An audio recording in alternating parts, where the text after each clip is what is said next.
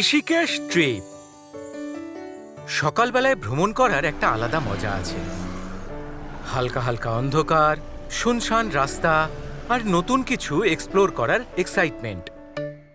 বাবার মায়ের সাথে গাট্টু আর চিঙ্কিও বেরিয়ে পড়েছিল ঋষিকেশ ট্রিপে। দেখতে দেখতেই এয়ারপোর্ট এসে গেল। বোর্ডিং পাস সংগ্রহ করে সবাই সিকিউরিটি চেকের জন্য এসে গেল। তার কিছুক্ষণের মধ্যেই গাট্টু আর চিঙ্কি প্লেনের ভিতরে ঢুকে গেল। ফ্লাইট টেক অফ করলো। গাট্টু আর চিঙ্কি দুজনেই খুব এক্সাইটমেন্টের সাথে বাইরের দৃশ্য দেখতে থাকলো। যখন প্লেনটা ফাইনালি উত্তরাখণ্ডে প্রবেশ করে, তখন উইন্ডোর বাইরে থেকে বড় বড় পাহাড় তাদের চোখে পড়ে। এই বরফে ঢাকা পাহাড় তো আমি শুধু টিভিতেই দেখেছিলাম, বুঝলি? সত্যিই তাই, খুব অ্যামেজিং এটা, তাই না? তখনই অ্যানাউন্সমেন্ট হয়, cabin crew prepare for landing. তখনই সবাই দেরাদুনে নামার জন্য তৈরি হয়ে যায়। আমরা চলে এসেছি দেরাদুন, এবার আমরা ঋষিকেশের জন্য পালাবো। এয়ারপোর্ট থেকে বেরিয়ে সবাই সোজা হোটেলের দিকে রওনা দেয়, যেখানে বাবা আগে থেকেই বুকিং করে রেখেছিল। তোমার কনফারেন্সটা কটা পর্যন্ত চলবে? এই ধরো 3টে পর্যন্ত, তারপর তৈরি হব ঋষিকেশের জন্য। হোটেলে পৌঁছে বাবা সোজা তার কনফারেন্সের উদ্দেশ্যে রওনা দেয়। তারপর গাট্টু, চিঙ্কি আর মা মিলে লাঞ্চ করলো। কিছুক্ষণ পরেই বাবা ফিরে আসে। তারপর সবাই মিলে গাড়িতে চড়ে ঋষিকেশের উদ্দেশ্যে রওনা দেয়। রাস্তার মধ্যে পড়ল দুধারে ঘন জঙ্গল। গাছের ডাল থেকে বাদর ঝুলতে থাকে, আর তার সাথে বয়ে চলা নদীর দৃশ্য খুব সুন্দর লাগছিল। দেখ গাট্টু, ওই দূরে নদী দেখা যাচ্ছে। কিছু জায়গার নাম শুনেই মনে দারুণ ভালো লাগে। তার মধ্যে ঋষিকেশ হলো সবার সেরা। বাইরে গঙ্গা নদী আর আলাদাই একটা শান্তি। ঋষিকেশে ওদের হোটেল ঘাটের একদম কাছেই ছিল, আর ওরা তাদের ঘর থেকেই গঙ্গার বয়ে চলার দৃশ্য সরাসরি দেখতে পেত। গাট্টু, এটা তো খুব সুন্দর একটা ভিউ, তাই না?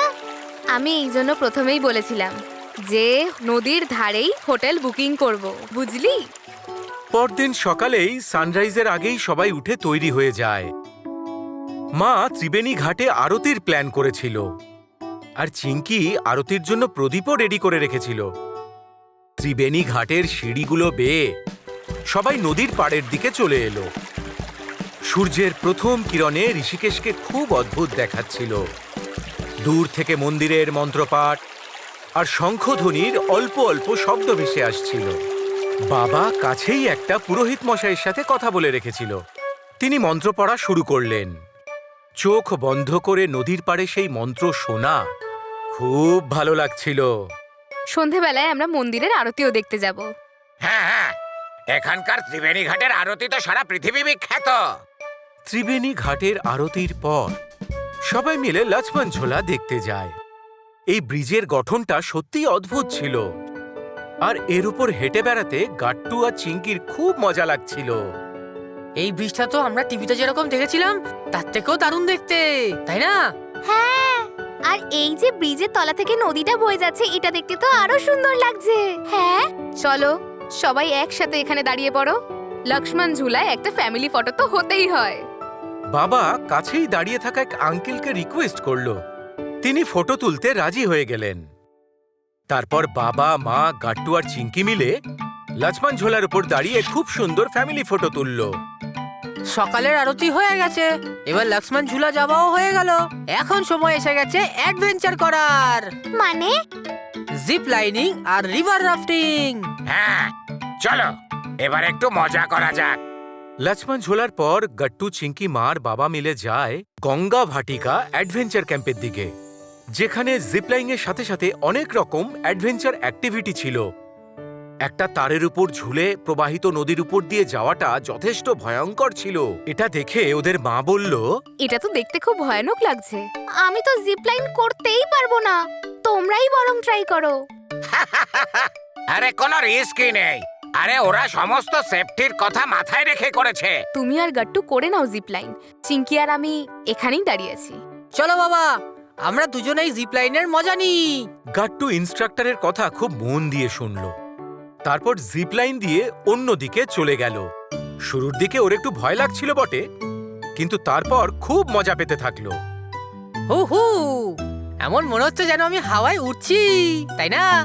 গাট্টুর পিছনে পিছনে বাবাও জিপলাইন দিয়ে সেই দিকেই আসতে থাকে। আর তাদের দুজনের সাহস দেখে চিঙ্কি আর মা দুজনেই হাততালি দিয়ে ওঠে। ফিরে এসে গাট্টু বলতে থাকে, জিপ লাইন তোমরা দুজন করনি তো কোনো ব্যাপার না, কিন্তু এবার রিভার রাফটিংটা আমরা সবাই মিলে করব। হ্যাঁ, রিভার রাফটিং এর জন্য তো আমিও খুব এক্সাইটেড। জিপলাইনের পর সবাই মিলে রিভার র্যাফটিং এর জন্য চলে আসে। লাইফ জ্যাকেট আর হেলমেট তো সেফটির জন্য সব থেকে দরকার ছিল।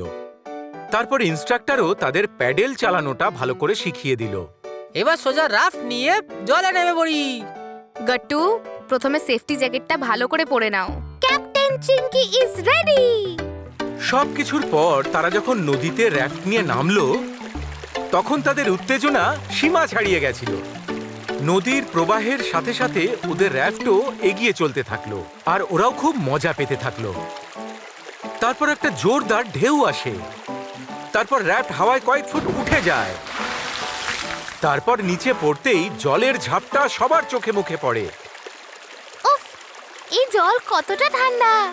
গাট্টু তো পুরো ভিজে গেছে। গাট্টু, মার, বাবা সবাই জোরে হেসে ওঠে। গঙ্গা শুধু র্যাফটকেই নয়, ওদের মনের মধ্যেও একটা নতুন এনার্জি ভরে দিল। অ্যাডভেঞ্চারের পর সবাই মিলে ঋষিকেশের লোকাল মার্কেটে মার্কেটিং করতে আসে, আর গিয়ে দেখে সেখানে অনেক রকমের হ্যান্ডক্রাফটের জিনিস ছিল, যেটা দেখে চিঙ্কি আর মা সব থেকে বেশি এক্সাইটেড ছিল। ওখানে ওরা খুব শপিং করলো। তারপর সন্ধে হতেই ওরা সবাই মিলে ত্রিবেণী ঘাটের উদ্দেশ্যে রওনা হয়। ঘাটে পৌঁছে গাট্টু, চিঙ্কি, মা আর বাবা নদীর ধারেই একটা জায়গায় বসে পড়ে, যেখানে বসে তারা পুরো ঘাটের আরতি দর্শন করছিল। এতগুলো পুরোহিত সবাই মিলে একসাথে আরতি করছে, সত্যি অনবদ্য লাগছে। আর সাথে বৈদিক মন্ত্র পাঠ করছে। আরতির জন্য চারিদিকটা এমন পবিত্র হয়ে গেল যে শ্রদ্ধায় তারা সবাই হাত জোড় করে ফেলল, আর চোখও বন্ধ হয়ে গেল। পরের দিন খুব সকালবেলাতেই সবাই মিলে ক্যাবে করে দেরাদুন এয়ারপোর্টের উদ্দেশ্যে রওনা দিল। গাট্টু আর চিঙ্কি ফোনে পুরো ট্রিপের ছবি দেখছিল, আর মা তখনও ঋষিকেশে কাটানো সময়ের মধ্যে হারিয়েছিল।